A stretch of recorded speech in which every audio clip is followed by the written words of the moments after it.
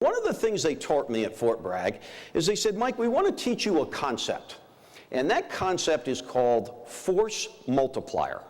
I said, oh, that sounds kind of neat. What is a force multiplier? And they said, what a force multiplier is when if you have an A team of 12 Green Berets and they use GPS, they can call in air support, they can call in artillery, they have local information. In many cases, they can fight like 100 or 200 people. That's called a force multiplier.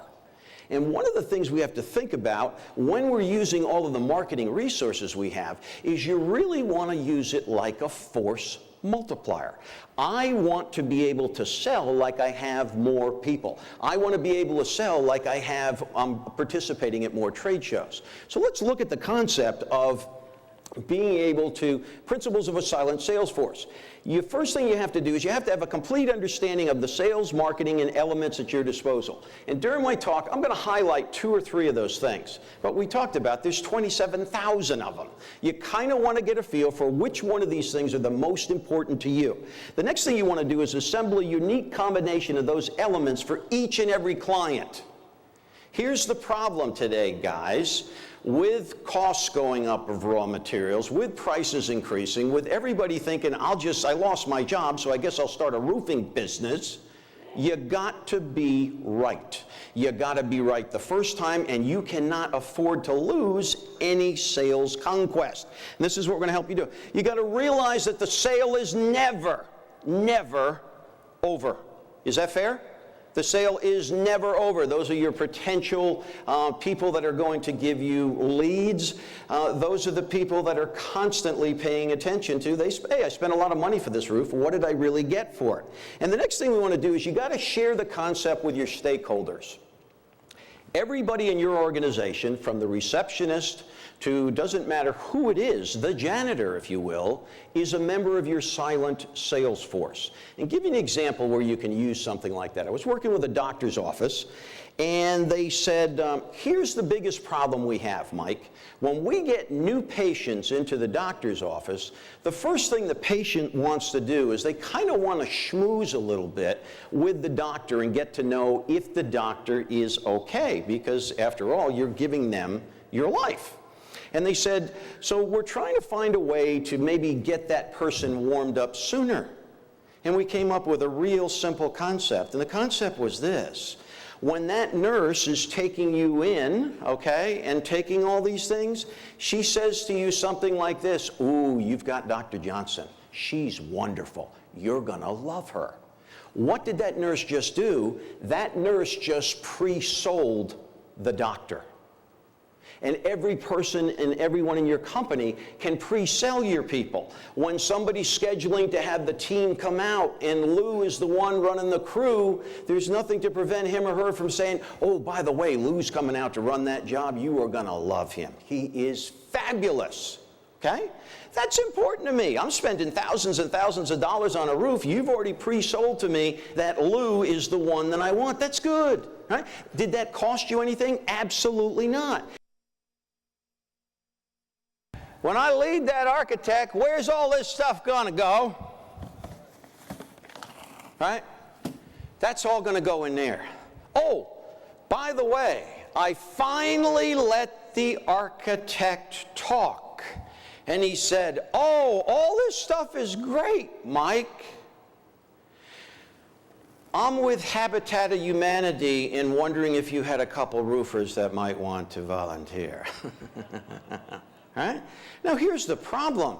I did lots of research, didn't I? But I did the wrong research. All of this stuff is incredibly valuable to me as literature. All of these are specific markets. And when I talk in the breakout session about how to position yourself, look at where do I want to be, and we're going to show you how to get there. Which market do I want to be in, or how do I get better in my market? But ultimately, the silent sales force is deciding what specifically do I need to use for that client. And for some clients, it may be one piece of literature. For some clients, it may be the demonstration case. But ultimately, being prepared doesn't mean I have all the stuff. Being prepared means I have all the right stuff for the right person. And if we were to look at it, say this, ultimately what literature is all about, and bear this in mind, guys, with the Ad Plus program, it's great, but I'm playing with the house's money, so let me get a lot of that stuff. If you're going to get a lot of that stuff, get a lot of the right stuff. Know what it is, know what you can do with it. Call them on the phone, ask them how to use it. Keep the cash out of the trash. Now, I want you to think about it, guys. All of this stuff that got thrown in here, right? That's actually cash, isn't it? And if you operate like that, you're throwing the cash in the trash. I don't want you to do that anymore. These are incredible pieces of marketing material. I work with lots of different companies, with Disney and Marriott and Harley Davidson. This is the best stuff I've ever seen. But you got to use it in the right place. Force multiplier. We call in artillery when we need artillery. We call in helicopters when we need helicopters. With literature, the right stuff for the right client in the right way. So we're going to keep the cash out of the car. We're constantly fine-tuning it, okay? So you've got 7 new products out. There's already brochures on it that Duralast has got for you. Okay, that's 7 more to think about in my library. Where should those go? How should those be presented, all right? And ultimately, you want to view it from the perspective of the client. One of the things that Disney people told me when I was working with them is they said, you know what we do, Mike? When we build an exhibit or a ride or something, here's what all of our Imagineers do. We get on our knees, okay? And we then walk on our knees to watch every single piece of that exhibit, because that's the perspective that kids are looking at it from. So ultimately, I want to know what's the perspective that my client is looking at this from. Are they looking at it from a durability perspective? Are they looking at it from a warranty perspective? Are they looking at it from an ease of use perspective? Are they looking at it from an aesthetically pleasing perspective? And you know what? It could be all of those. I doubt it. Generally, people want 2 or 3 things that you have. And what we have a tendency to do is oversell them. And let me tell you why we oversell people. There's a reason for it. In many cases, the reason we oversell people is because we don't believe in our own product. It's true. If I don't believe in it, I got to tell you 10 more things about it, because I can't believe you'd possibly buy this Cadillac for $50,000. But the reason I bought the Cadillac is I like Cadillac. Okay, I don't care about all that stuff you told me. So your silent sales force is constantly fine-tuning. So I've got more people working on it. But the silent sales force now we're talking about is your literature. It's your SEO. It's what gets your face out there. 22 years ago, I had a daughter named Caitlin. And all of a sudden, quitting smoking became the easiest thing in the world for me, because my whole perspective on life changed. And if there's one thing I want to share with you guys, is that everything has changed. And if I'm not going to tell you to embrace it, I hate change. Everybody does. What I am going to tell you is you have to find a way to adapt to it. How many of you guys out there sell and roof? A lot of you out here sell and roof. How many of you are real good roofers? Yeah? How many of you are real good salesmen? Yeah, we got one person that says, but you know what? Most people, I bet you'd rather do more roofs than do more selling, wouldn't you? And I've seen people say, oh, I got to go sell this guy, and I don't know what I'm really supposed to do, and you know.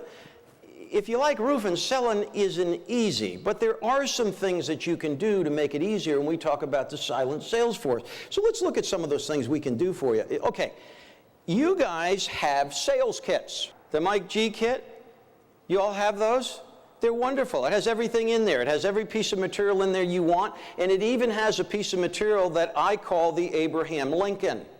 There is a piece of material there with a great big stovepipe hat, right? And it looks just like Abraham Lincoln's hat. To me, if I'm calling on somebody, I said, let me show you the best part. Let me show you the Abraham Lincoln part. Now, yes, of course it's watertight. Of course it uniquely fits around what it's supposed to do. Of course it's welded right.